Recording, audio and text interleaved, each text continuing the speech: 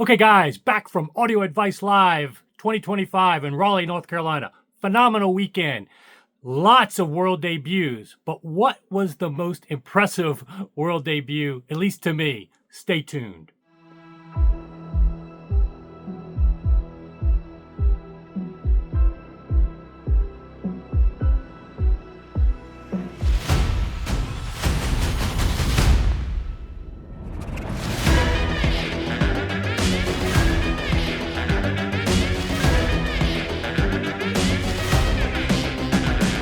Okay, guys, welcome back to the channel. Phenomenal weekend at Audio Advice Live. First time attending that show, super impressed. And I'm going to have more content related to that show that on top of what I've already released. I will say this, probably it's not the biggest show, but I would have had even more content than I even released. It's one of the biggest home theater shows in the country already in its fourth year. Super well run, well attended, well managed, excellent show. But the only issue with me being able to upload videos is that a lot of the home theater demos, which were very impressive and numerous, in fact, it's the biggest for home theater demos, they said, I cannot release those videos because as soon as I upload anything with Top Gun Maverick, all these different movies, the entire video gets blocked. My normal videos with just music clips, I never get any money for them because they demonetize it, but they at least let you put them up on YouTube. Stuff with video content from all of these movies, they take it down and block it totally. So I would have even more content for you, but in my wrap-up video, I will give you a lot more feedback on the home theater setups from my perspective, what I heard and saw. But really, what I want to do with this video, before I get to all that wrap-up stuff and some of the other stuff, is let you know about this one world debut that I didn't even know was going to be there, but it was super impressive. Not so much on sound quality, because these conference rooms have bleed through of noise, all this kind of stuff. But on Sunday, I was able to get a dedicated, well, semi-dedicated demo without as many crowds in the B&W room where they were releasing their Abbey Road 801 version. Now, as you'll hear in the presentation that they gave, and that's mainly what I'm giving you here, is the presentation. I will give you music clips in a separate video. The presentation, he's going to tell you about the difference in sound isn't different from the 801s normally, but you get lots of perks he's going to tell you about for getting the Abbey Road and a special aesthetic that I previewed for you already in a video. But really what stood out about the Abbey Road version of the 801s is this history of B&W that a lot of people don't appreciate, and why they've been a brand that has been a stalwart in the industry for so many years, and their relationship to Abbey Road. So I wanted to give you this full presentation. It was definitely one of the highlights, at least for audiophiles. I know there's a lot of cinephiles that love the home theater stuff, but if you're an audiophile, the one thing that you wanted to see at this show for sure was the B&W 801 Abbey Road room. So here's the presentation, music clips to come in a separate video. Hope you enjoy. Last night, so we're obviously here focused on what we're calling the Abbey Road experience, and my daughter lives in town, and she was like, oh, Abbey Road, she goes, there's a bar and grill called the Abbey Road Tavern. So we went, and we had an absolute blast, and then we bought the t-shirts, and we're like, well, we're gonna wear the t-shirts for the last day of the show, so. Except for you didn't bring your t-shirt. I'm gonna go upstairs and change. Yeah. Everybody around here has their Abbey Road Tavern t-shirts on. I thought they were kidding. No, I should know Tom's better. got his shirt on. I should know better. Yeah. So anyway, so for those of you who live in Raleigh, that place, the wings and the burgers were absolutely amazing. So, Yeah. or I guess I should say Apex or Carrie is where the bar and tavern's at. So we had a good time. So thank you. So anyway, well, okay. So that aside, welcome to the Abbey Road experience. My name's Kevin Zarro. I run sales for the Americas, so I manage Canada, the U.S., and LATAM. And Michael heads up our training team for us. We work very closely together. Tom, are you just hanging out in the back? Yep, I'm just watching. Tom's just hanging out in the back. He's getting a free demo today. So I've been with the company for 34 years. Michael, you've been around for 8.5 years. or so. So what is that? About 42 years, which is awesome. But it doesn't compare to how long Bowers has been around. Bowers is going to be celebrating its 60th anniversary coming up here next year, which we're really excited about. But what we're really focused on today is the partnership between Bowers and Abbey Road. And that partnership has been in existence for 45 years. So, 75% really, if you think about that, of Bauer's existence. And when we talk about this partnership, I think everybody in this room is a consumer. Everybody in this room, has seen the commercials, brand X, the official partner of whatever.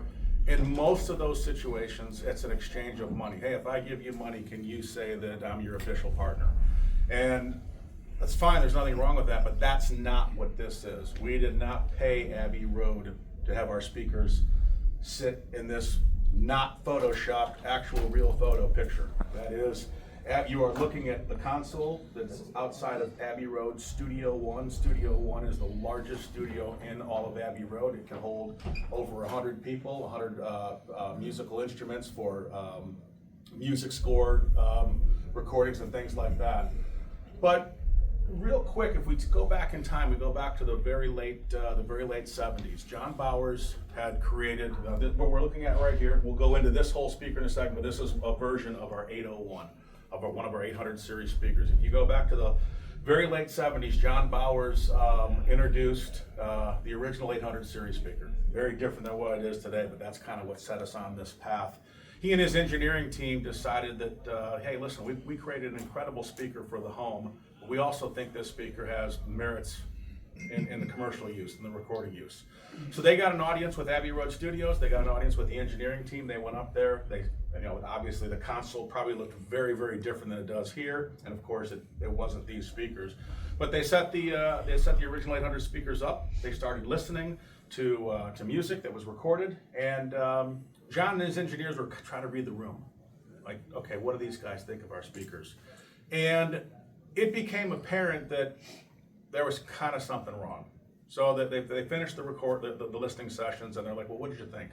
And the Abbey Road engineers were like, well, to be honest, we heard some anomalies, coloration, distortion, whatever, and that, John and his team were like, let's dive in and kind of figure that out. Let's understand what happened. Instead of just saying, oh, you guys insulted us and we take our toys and go to play in somebody else's sandbox, they hung out together and worked out. And after dissecting the tracks they were listening to, the engineers were right. They absolutely heard coloration and distortion. But there's a huge asterisk next to that. It wasn't because of the speakers. The speakers were simply revealing everything that was on the recording. And so the light bulb went off with the Abbey Road studio engineers and said, we have to have these. We have to have these as a part of Abbey Road. It'll fundamentally change music and what comes out on the recording. And that was the beginning of that 45-year relationship. And we have had many, many different variations of Bauer speakers at Abbey Road Studios. And that's why this is we are truly the official loudspeaker partner. Again, it's not by name, but those speakers actually sit in Abbey Road. We're in Abbey Road Studio 1, Studio 2, sometimes we could be in Studio 3 and 4, but this is Studio 1. So what are we talking about today?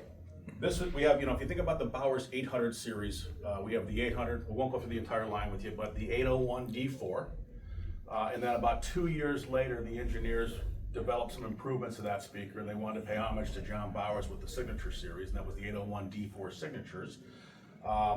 These are the 801 D4 Signature Abbey Road editions, and we're going to talk about that for just a second. So an 801 D4 is, Tom, what, $55,000 for the pair? Yep.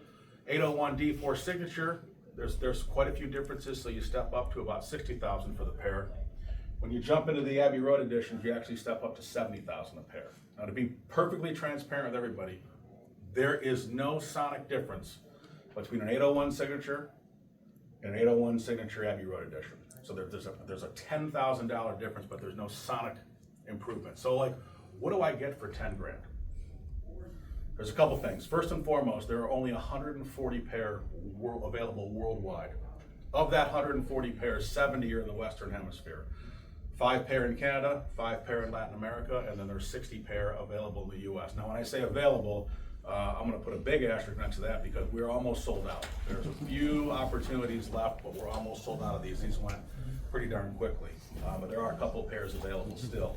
So for $10,000, you get something very, very exclusive, something that's collectible. If you're a fan of movies and music and Abbey Road, there's an opportunity there. The second thing this red leather top cover here represents the seating, the color of the seats that are at Abbey Road Studios, Studio 1. This also was the color on some of the consoles, some of the older consoles that Led Zeppelin and Pink Floyd recorded on. The antique walnut. The antique walnut represents Lady Madonna piano, the most famous pianos at Abbey Road. The Beatles have played on there, and so have many other artists. Harry Potter, the score was done, part of the score was done on the, you can see in the corner there, the Lady Madonna piano. There's a different back plate that's serialized. You get a beautiful book. You get a certificate of authenticity. But before I reveal the last thing that you get with these speakers, let me ask a question. Anybody here been to Abbey Road Studios? Okay, nobody raising their hand doesn't surprise me because it's very, very, very difficult to get in. It's not like, you happen to be in London and you walk across Abbey Road and like the Beatles did, and you just walk into the front door. It doesn't really work that way. If you get the receptionist on a good day, he or she may say, okay, you can peek your head in and see a couple posters, but it is very, very exclusive. With the purchase of these, and I won't put a price on it because it's priceless. You get an opportunity. You get yourselves to the UK, and we have a behind the scenes, a very, very exclusive behind the scenes opportunity to spend the day at Abbey Road Studios. Maybe not the full day, but you get to spend some time at Abbey Road Studios. You can probably sit in that captions chair. Don't touch any of the knobs or buttons, but you can at least check it out. It's a very, very cool opportunity. Going to Abbey Road Studios has always been on my bucket list, and I've never had a chance to go up until 2 years ago. Michael hasn't been yet. Tom hasn't been yet.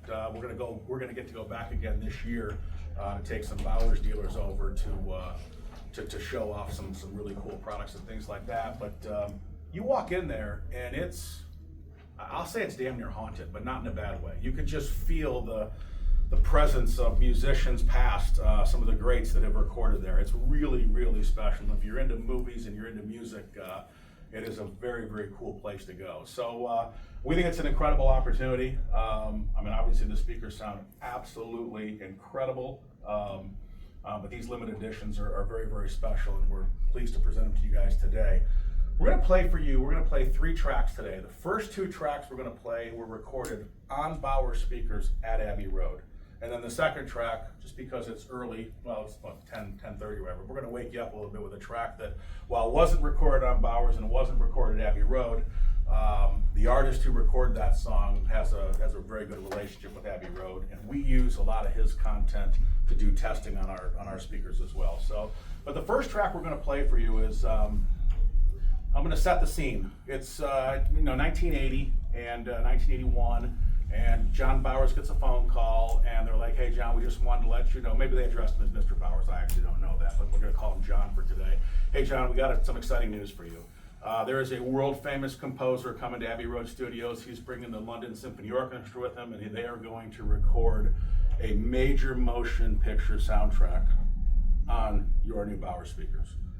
And then I'm not going to tell you what that is because we're going to do a test after to see if you know what this is. But the main character of this film, he was in 2 movies before this. One, you probably may have heard of it, but it was very, very small. And then his second movie that he was in was quite a bit bigger. But this is kind of what set him on the path to true stardom. And so.